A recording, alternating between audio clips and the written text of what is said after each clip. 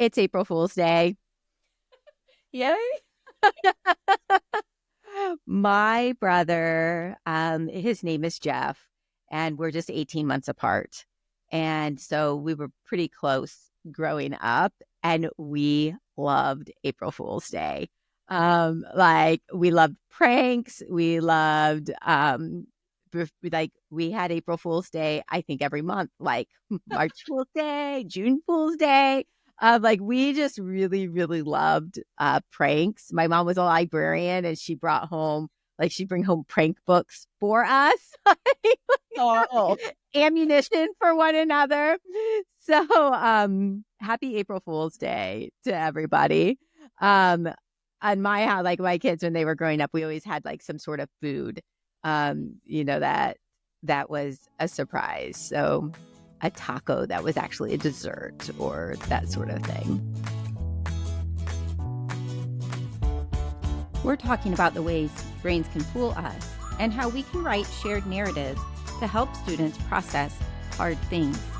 Make sure to check the links in the show notes because we're sharing some helpful resources.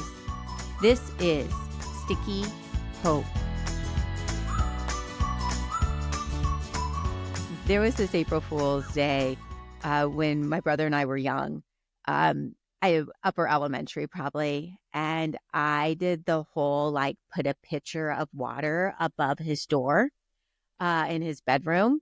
But I knew that my mom would be really, really upset if water went all over. So I put towels down on the ground. So, like, I don't know how, like, really, yeah. but I did not want to get in trouble. So there's towels all over the ground. So, of course, Jeff goes upstairs. He sees the towels. He looks up on top of his door and he doesn't go in and he just leaves it. Well, later, my mom comes up the stairs and she's like, why are there towels all over here? And she opens my brother's door and the water just goes down on top of her.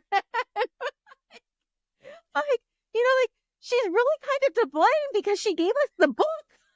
Right. Straight out of there.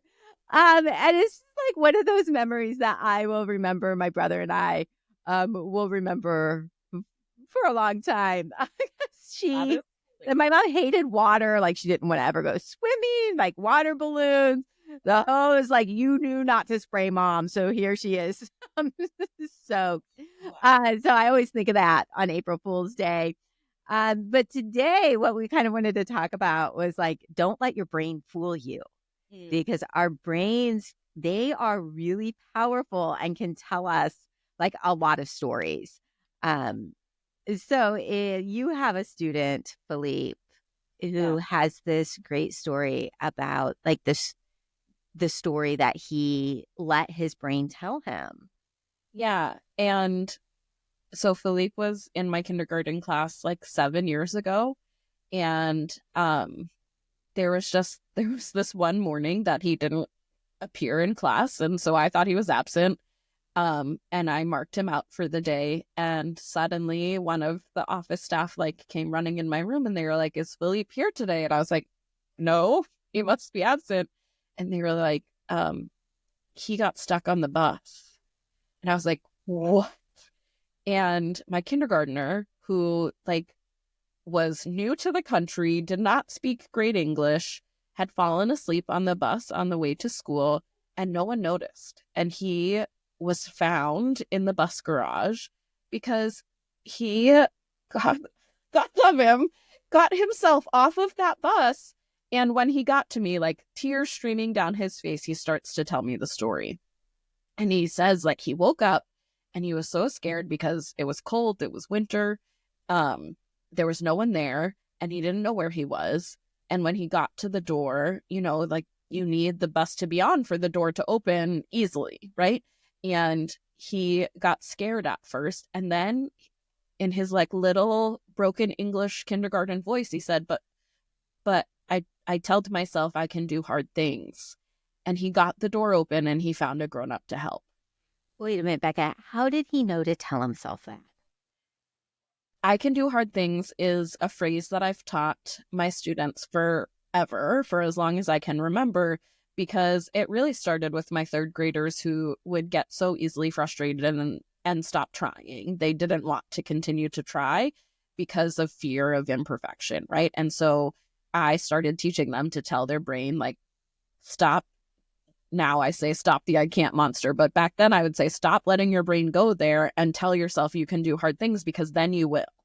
And so when I transitioned down to kindergarten, it was the same. I started from day one, like, something this class does is when things get hard, we tell our brains we can do hard things. And it has evolved. There's whole songs that we sing now about it. But because Philippe had started hearing the I can do hard things mantra, this belief system this belief that we have in ourselves, like months ago, he was able to take that and apply it, transfer that knowledge and that belief to this like real life scary situation and be successful, right? Like this little scrawny little 5-year-old dude like got that door open and found an adult because he stopped and told himself, I can do hard things. And then was like, then able to retell that story to me in a way that he knew that that was why, right? Like the metacognition happening in his brain was remarkable, and his ability to stay grounded and like, okay, like I don't know what's happening or where I am, but I can do hard things, so I'm going to figure this out. Like, what a beautiful testament to the power of what we tell ourselves, the stories we tell ourselves. It is. And I think the more that we can remember that our brains want meaning, right? Like they're trying to make sense of things. But that doesn't mean that every thought we have is true. And so what you did with Philippe then was you created a shared narrative, right? Like that, so that, because you really wanted him to be able to go home and share the story that truly put Philippe as the hero of the story. Will you talk a little bit about that shared narrative experience? Yeah. So, yeah, as the day went on, I started to watch him get more anxious about the end of the day coming, which made total sense, right? Like, he had to get back on that bus at the end of the day. And he was terrified of the idea of being stuck there again. He knew he had successfully gotten himself off of the bus once, right? But he never wanted to have to figure that out again.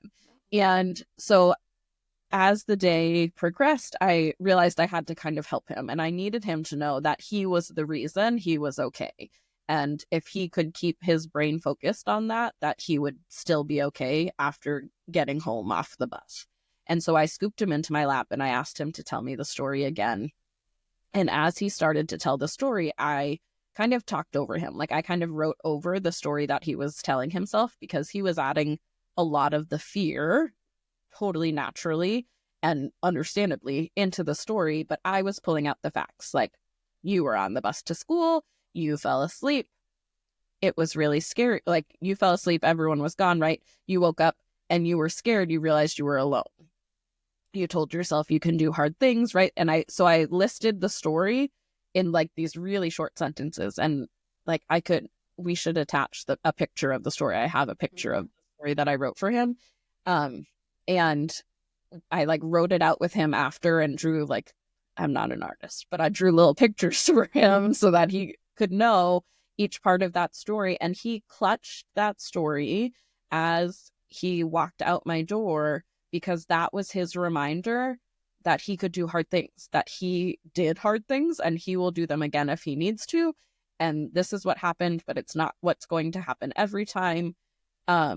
And the power of writing that story together not only was really strong for Philippe, but for the other 19 kids in my class who listened to me encourage and write that narrative with him, saw him as this really strong, incredible kid that he is, right? Like it was a really hard day for him because something truly scary happened, and he was okay, and we worked through it together, and we rallied around as a community to support him through it.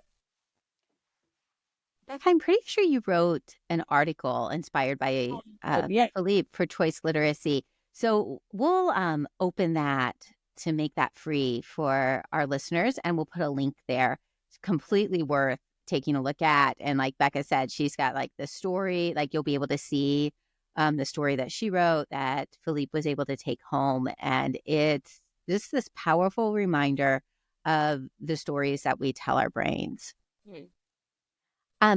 I think that it's not just kindergarteners whose brains can fool them. I think it's true for teachers too. And so sometimes I think that like I've told myself, like if a student has dysregulated, sometimes I feel like I failed, or maybe I'm not cut out to be a teacher. And these are not thoughts that are serving me well. They're not helping me become a stronger teacher. Do you have this too, Becca? For sure. As a teacher facing new things all the time, right? We're facing an unprecedented time in education, and it is so easy to get lost in the rabbit hole of I'm not cut out for this. This isn't what I signed up for, and I'm not made to do this. I don't know how to do this. I'm a failure because this happened. And when you get stuck in that rabbit hole, it can get harder and harder to come out of it the further you go. And so a tool that we work really hard to use is to like catch yourself when you're starting to say some of those things to yourself, catch the story you're telling yourself and shift it right over the story that you're telling your brain and turn it into something that is helpful and that is true, right? Because it's not true that you're a failure, but you can help your brain pick out the truth. Definitely. But in order to do that, we have to slow down and actually like recognize the thoughts that we're thinking that are not serving us well. And so I just would like to offer an invitation to kind of like pay attention and let's catch the thoughts that aren't serving us well and then offer a different thought, rewrite it in order to continue like just growing as teachers and to recognize like, hey, I don't have to be perfect to be positioned to do this work. Some days are rough. Maybe you've had a day, complete with a capital D, in your classroom. We understand. We've been there too, and we want to help. The best thing on a rocky day is a good, old-fashioned care package. At first, that seemed impossible. But then we remembered Walt Disney said, "It's fun to do the impossible." So we rolled up our sleeves and put together a soul-soothing care package for teachers. We call it the Sticky Hope Kit and would love to send it to you. Just go to stickyhope.com/Sticky Hope Kit. There's no spaces, just all together. stickyhope.com/Sticky Hope Kit.